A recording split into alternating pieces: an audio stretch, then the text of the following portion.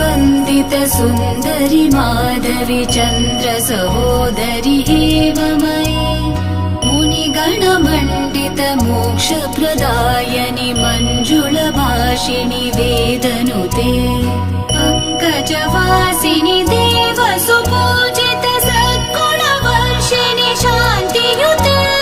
जय जय हे मधुसूदन कामिनि आदिलक्ष्मि जय पालय माम् जय जय हे मधुसूदन कामिनि आदिलक्ष्मि जय पालय माम्